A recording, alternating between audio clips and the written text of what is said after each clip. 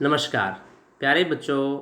आज हम कक्षा 10 में अर्थशास्त्र की पुस्तक आर्थिक विकास की समझ के प्रथम अध्याय विकास का अध्ययन करेंगे।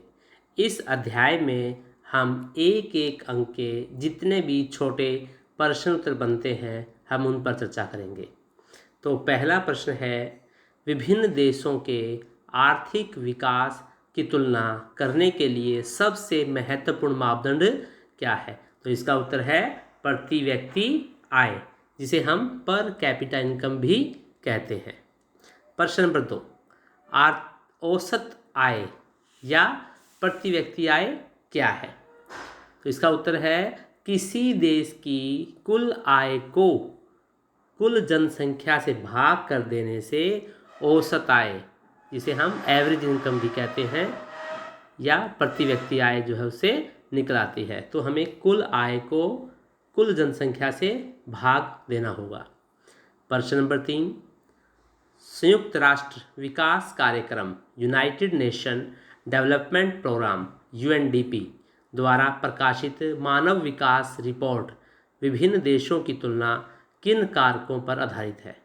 तो इसका उत्तर है प्रति व्यक्ति आय, स्वास्थ्य स्थिति तथा शैक्षिक स्तर। प्रश्न नंबर 4, विश्व बैंक के अनुसार देशों का वर्गीकरण करने के लिए किस मापदंड का प्रयोग किया जाता है? देखिए, यदि हम बात करते हैं विश्व बैंक की, तो विश्व बैंक केवल प्रति व्यक्ति आय के आधार पर विभिन्न देशों की तुलना करता है, जबकि यूएनडीपी जो कार्यक्रम है वो उसमें प्रति व्यक्ति आय, स्वास्थ्य स्थिति और शैक्षिक स्तर का जो है वो आधार बनाया जाता है। प्रश्न नंबर 5, विश्व बैंक की विश्व विकास रिपोर्ट 2019 के अनुसार निम्न आय वाले देशों की प्रति व्यक्ति आय कितनी है? तो इसका उत्तर है $2,500 प्रति वर्ष या उससे कम। प्रश्न नंबर 6, विश्व बैंक की विश्व विकास रिपोर्ट 2019 के अनुसार आमतौर पर कौन से देश विकसित देश कहलाते हैं? तो इसका उत्तर है जिन देशों की प्रति व्यक्ति आय $49,300 प्रति वर्ष या उससे अधिक है, उन्हें विकसित देश कहा जाता है। प्रश्न नंबर 7, विश्व बैंक की विश्व विकास रिपोर्ट 2019 के अनुसार भारत की प्रति व्यक्ति आय कितनी है? तो भारत की जो प्रति व्यक्ति आय है वो है $6,700 प्रति वर्ष। भारत को मध्य आय वाले देश में शामिल किया जाता है। प्रश्न नंबर 8, बीएमआई का पूर्ण रूप लिखें। बीएमआई का पूर्ण रूप है बॉडी मास इंडेक्स, इसे शरीर द्रव्यमान सूचकांक भी कहा जाता है। अब प्रश्न बनता है बीएमआई कैसे निकाला जाता है? तो यदि हमें किसी व्यक्ति का बीएमआई निकालना है तो उस व्यक्ति के भार को किलोग्राम में ले लेते हैं और उसकी लंबाई को मीटर में, फिर भार को लंबाई के वर्ग से भाग दिया जाता है, जिससे बीएमआई निकल जाएगा। जैसे मान लो किसी व्यक्ति का भार 60 किलोग्राम है तो हमने 60 ले लिया, तो 60 को हम उसकी जो ऊंचाई है, जैसे किसी व्यक्ति की ऊंचाई 160 सेंटीमीटर है तो इसे पहले मीटर में बदलेंगे, तो मीटर में 1.6 मीटर आ जाएगा। तो 1.6 का हम स्क्वायर उसका वर्ग निकालेंगे, तो फिर जो है हम 60 को 1.6 का जो स्क्वायर आएगा उसे भाग करेंगे तो वो उसका बीएमआई होगा।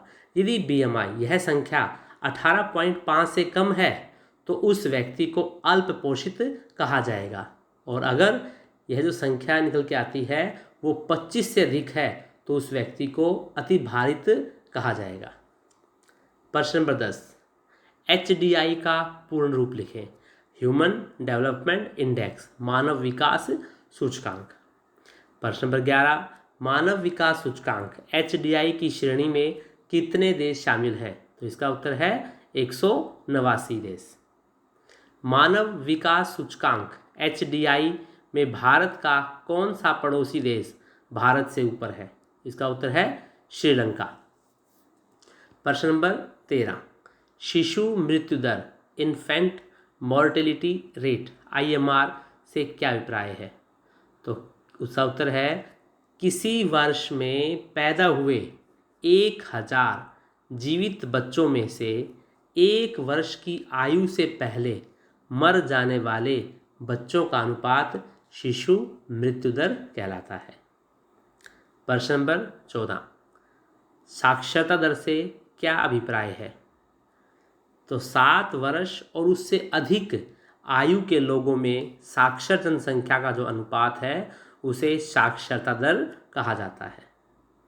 प्रश्न नंबर 15, 6 से 10 वर्ष की आयु के स्कूल जाने वाले कुल बच्चों का उस आयु वर्ग के कुल बच्चों के साथ प्रतिशत को क्या कहते हैं? इसे कहते हैं निवल उपस्थिति अनुपात।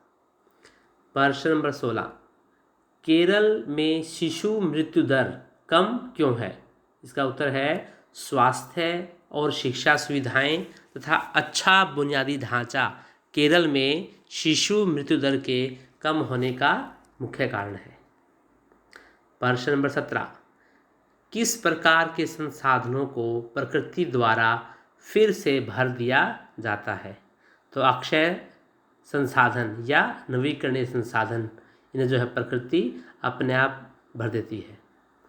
प्रश्न नंबर 18, आर्थिक विकास क्या है? इसका उत्तर है किसी देश की अर्थव्यवस्था की वास्तविक राष्ट्रीय आय में दीर्घकालिक वृद्धि को आर्थिक विकास कहते हैं।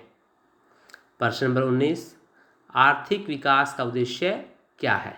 इसका उत्तर है आर्थिक विकास का उद्देश्य राष्ट्र की उत्पादन क्षमता में वृद्धि करना है।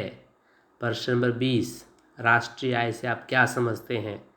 उत्तर है किसी देश के अंदर उत्पादित सभी वस्तुओं और सेवाओं के मूल्य तथा विदेशों से प्राप्त आय के जोड़ को राष्ट्रीय आय कहा जाता है। प्रश्न नंबर 21 बहुत ही महत्वपूर्ण है। धारणीयता का क्या अर्थ है? Sustainable development.